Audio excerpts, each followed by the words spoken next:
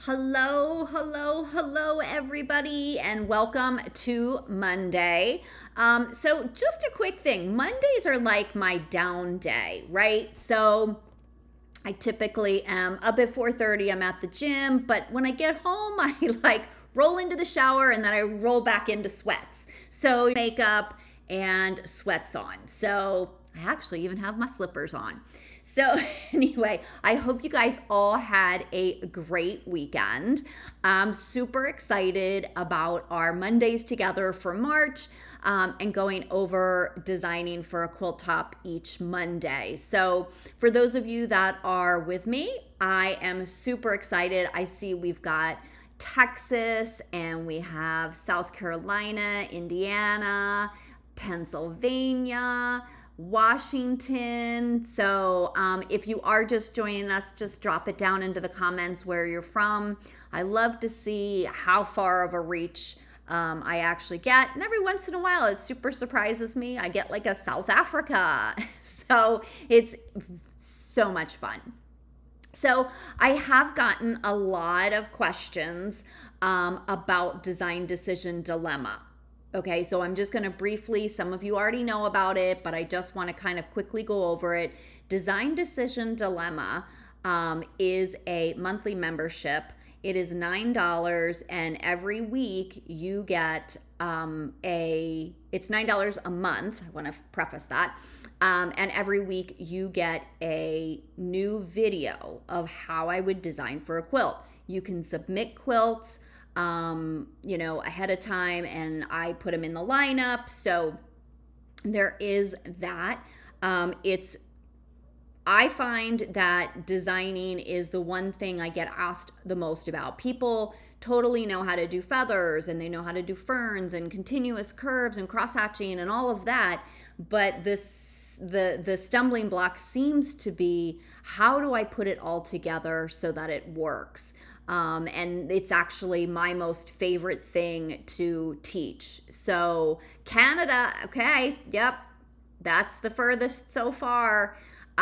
Anyway, so it's my most favorite thing to teach. So we're going to jump in. I'm going to go through this quilt. If you guys have questions along the way, just drop them in the comments. I'll scroll back through them. If you are watching this on replay, whether it be on YouTube or on Facebook, again, if you drop it into the comments, I do go back and I do see them. Sometimes both of them are very bad at informing me that there were comments, but I do try to go back and see if anybody had questions. So if you have them, put them in there and I will get to them. So why don't we jump on in, and we're going to cross our fingers, hope my little tech gremlins didn't come over the weekend, and we're going to get to it. So this particular quilt, also, if you guys have trouble hearing me, I think I figured it out from last week, so we're going to cross our fingers and hope so. So this quilt was Janice's quilt, and Janice is a phenomenal quilter back in Florida. But I love this because it does give you a lot of open area to actually quilt in.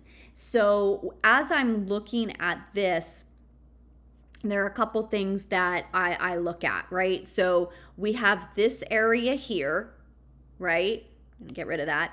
And I always think that's such a great area for curved cross hatching. So you could come in, and the only thing about curved cross hatching, oops, I'm gonna have to switch my pencil to a different one. I always forget which one I use, so bear with me. Yeah, that's gonna work.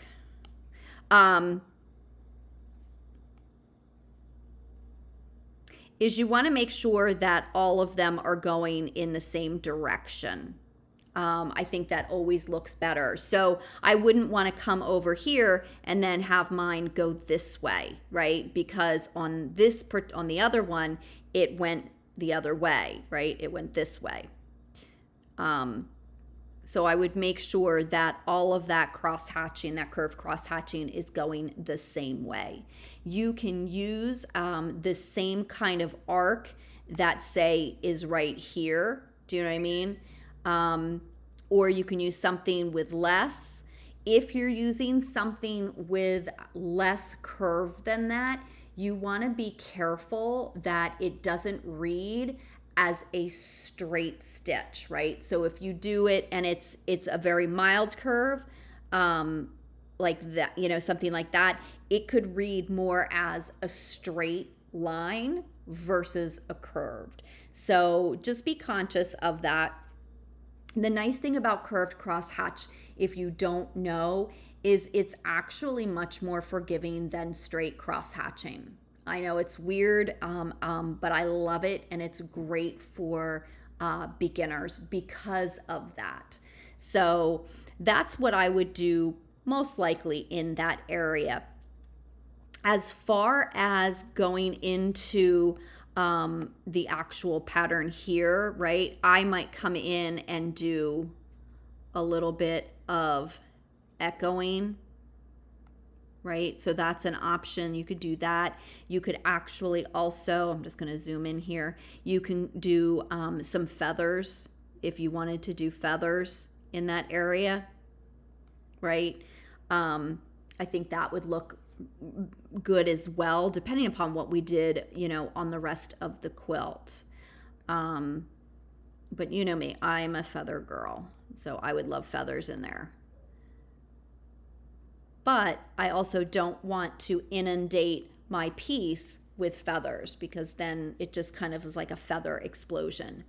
Now, when we look at this area here, I'm almost thinking it'd be kind of fun to create, oops, I'm not sure why that's, there we go.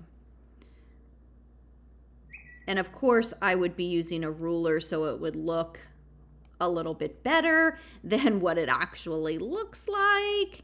So bear with me. So I love doing something like that. And then most likely I would come in and do feathers in this area here.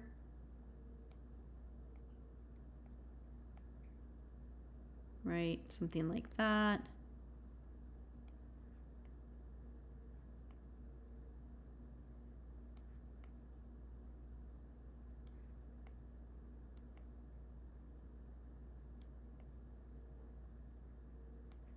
Right, I love that.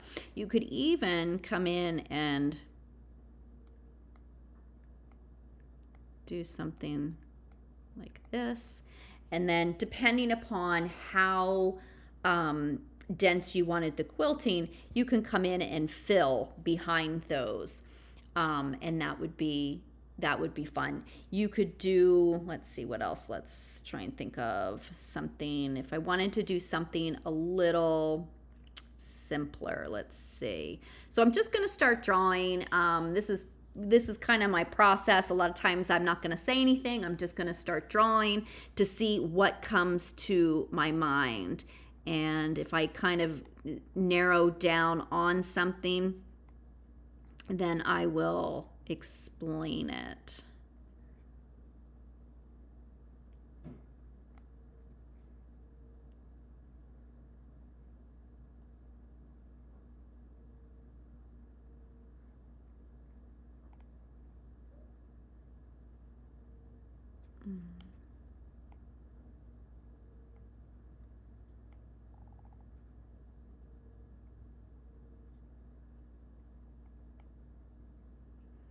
Well, that doesn't look very good. I think mostly because I didn't do a very good job of echoing. What if we filled in all of, no, that's not gonna, no, I don't really like that.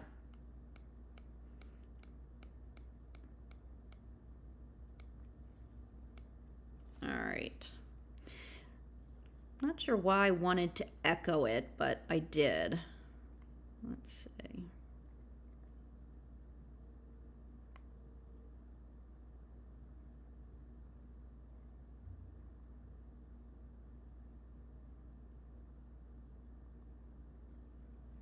That doesn't work that way.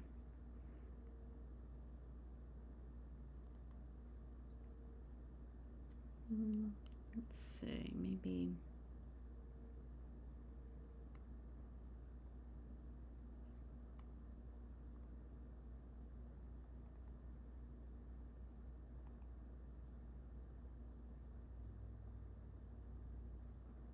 Oh, that just gave me an idea.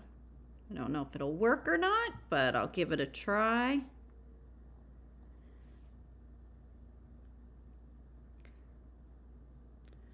What if,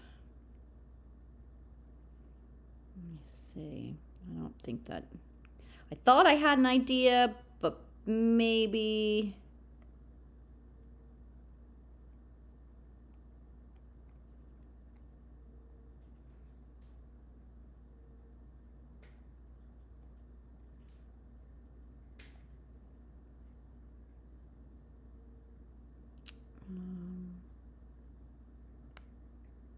had to think about which way my feathers were going there for a second.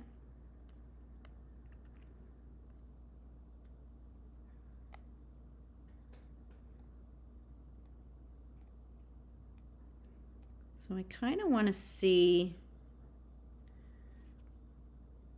I did,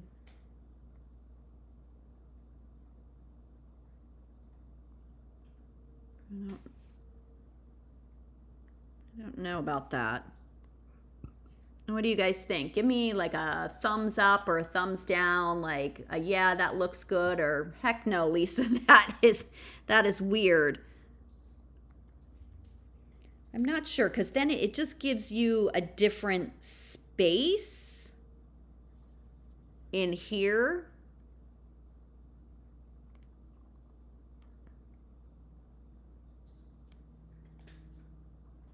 Actually might.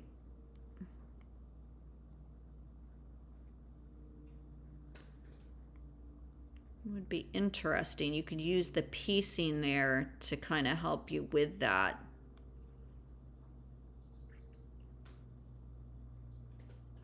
So Shane, when you say you like the openness of the second one, you like the openness of what I just did with the feathers coming off of the circles? Yeah, I'm not sure. Or you like the openness of the flower. So let me know what you're thinking there. Let's see, what if we...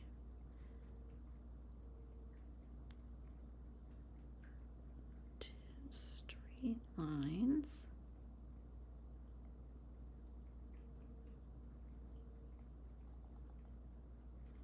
Again, that's supposed to be a square. It doesn't really look like a square. Yes, the molar feathers.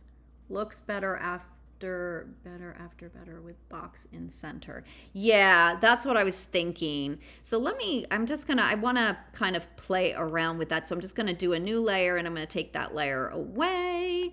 And let's just see, for just kind of giggles, how that would look without all the other stuff around it. Oops.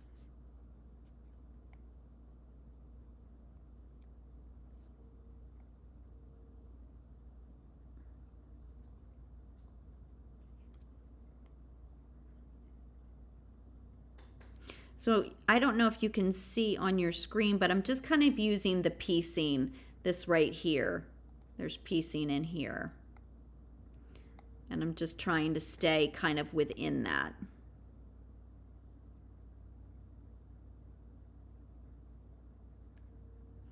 Actually, it looks kind of cool. I don't dislike it. It's definitely different, which I always like. Different is good.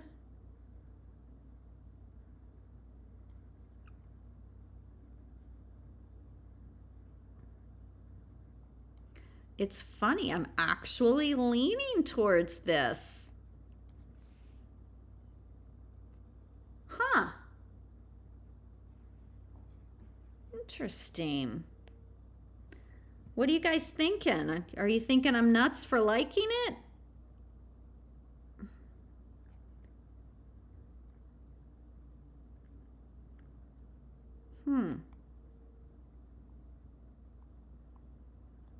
Just gonna do a little bit more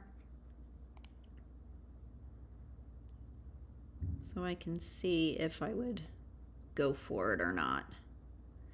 That's the beauty of figuring out your quilting plan ahead of time, is that you can actually kind of look and say, okay, that's gonna work or that's not gonna work. When I first started quilting for customers, I would just load the quilt and kind of figure it out as I went along. And what was happening is I would be quilting, and then I would have this master plan. I'd be like, oh my gosh, that would look so much better. Why didn't I think about doing that? So I realized after that the process of me drawing really helped me actually come up with my ideas. So I would come in and I would echo these.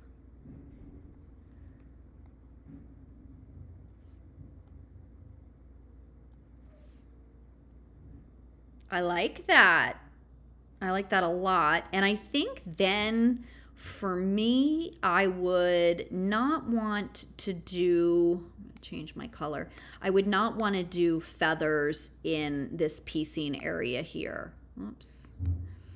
I would keep it simple and I would just outline echo quilt in there just to keep it nice and clean.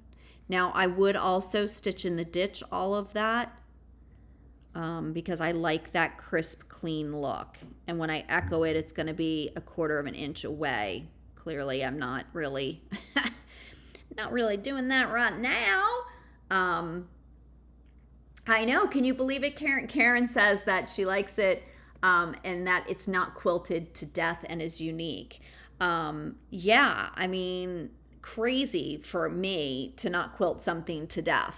So I would then come in, and there's a couple things, and I think would look good in here that we did on the other one is, and actually let's do this. We're gonna put it on a different layer. Is what if you did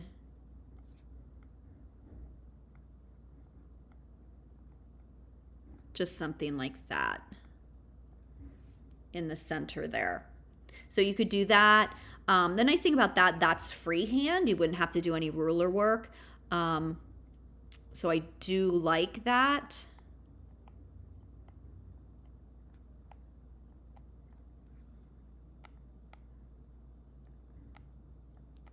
Yeah, so this would be a quicker custom quilt to do. You know what I mean? Which would be nice. You could also, let's just add that, take that away, or you can do that curved crosshatch.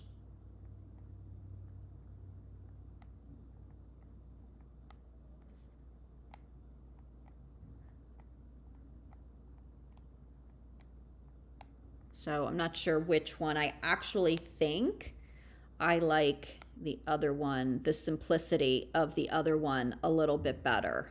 What do you guys think? Do you like the crosshatch, or are you partial to the simplicity of just the simpleness in the center? I do like that. And then I don't know how big these blocks are, but I'm thinking that this center area here might need something. Oops. Don't I have hidden? Okay. It's not letting me.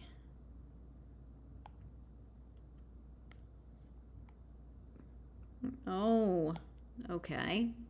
Not sure why it's not letting me. So I'm going to play around. Let's get rid of this one. And let's do,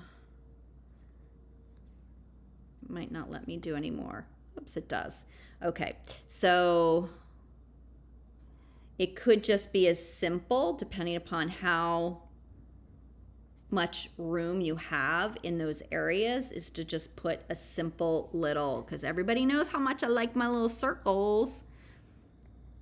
I think they look awesome. I really, really like this. See, my problem is now that I've done this, now I want to make this. So that does present the problem, but I think it looks really pretty. It's very simple. Yeah, I really like it. So let me know what you guys think. Do you like it? Yes. So, okay, Janet, yes, you like the simple center. Yep, the first one. Good, good, good. We're all on the same page. I love that.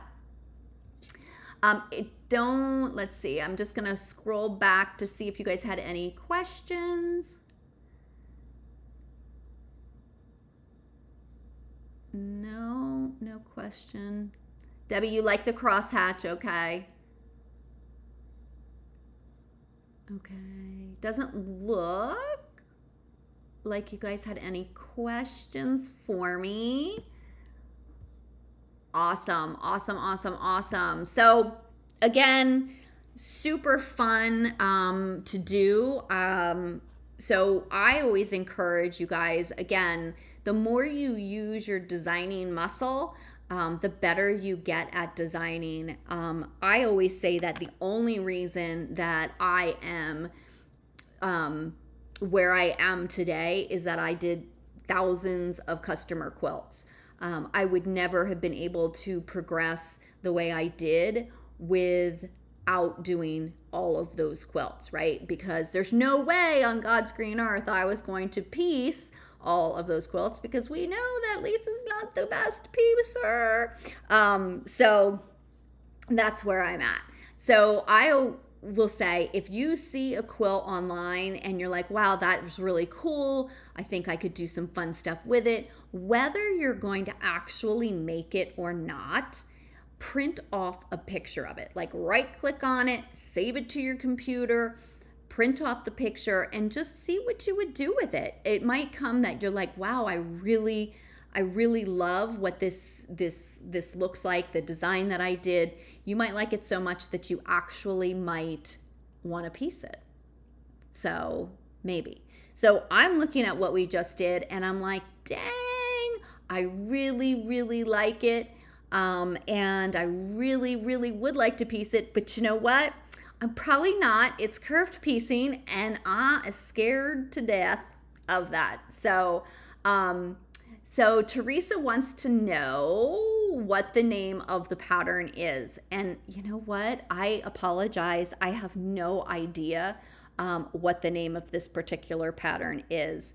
But if you're on Facebook and just search Janice, Janis DeVito, she's the one that sent it to me.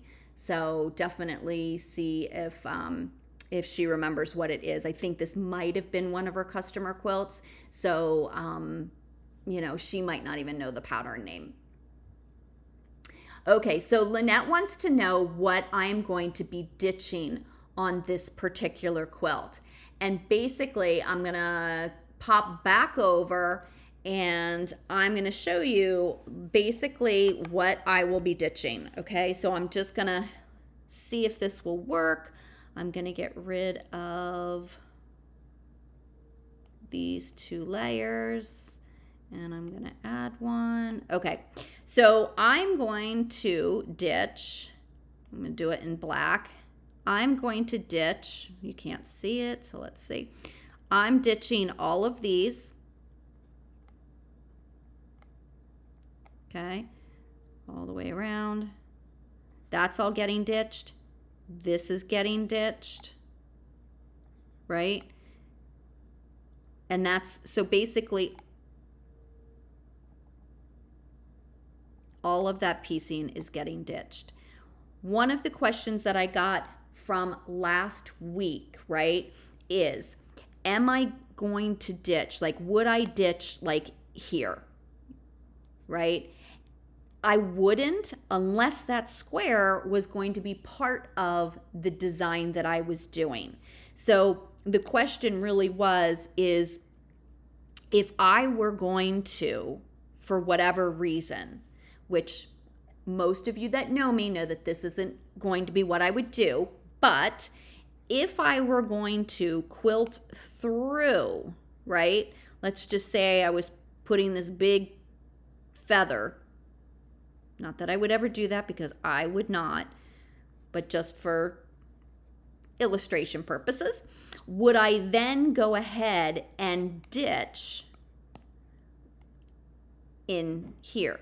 And I would not, because it would look, whether you could see the thread or couldn't see the thread, on the back of the quilt, I want it to make just as much sense on the back of the quilt, right? So if you had a plain back, and you had that feather going through, and then you had like your stitch in the ditch going through your feather, it is going to look funny.